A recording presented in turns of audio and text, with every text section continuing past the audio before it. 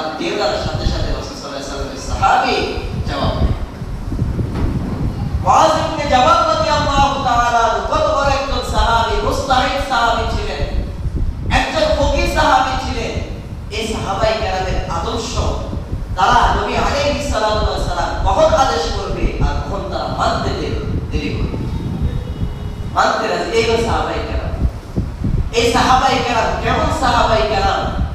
যে সাহাবায়ে কেরামরা দুনিয়াতে জান্নাতের সার্টিফিকেট পেয়ে গেছে, যে সাহাবায়ে কেরামরা ঈমান গ্রহণ করার আগে তাদের নাম গন্ধ কিছুই ছিল না, যখন আল্লাহর নবীর সুহবতে চলে আসছে তাদের এক এক উপাধি হয়ে গেছে, জান্নাতের সার্টিফিকেট পেয়ে গেছেন।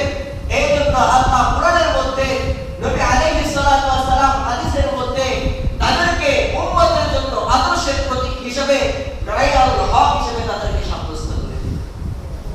এত লাভ সাহাবায়ে কেরাম।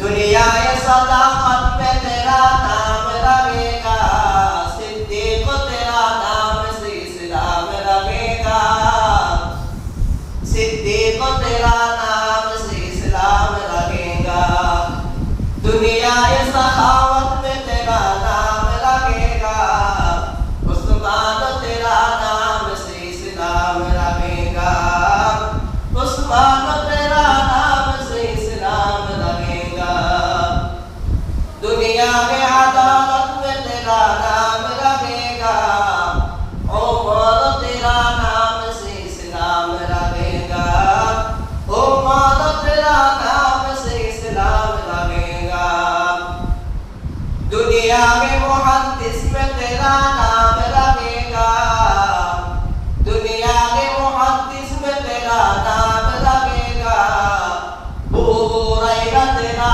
नाम से इस्लाम लगेगा, अबू हुरैरा तेरा नाम से इस्लाम लगेगा, दुनिया ये मुअज्जिन में तेरा नाम लगेगा, बिलाल तेरा नाम से इस्लाम लगेगा, बिलाल तेरा नाम से इस्लाम लगेगा।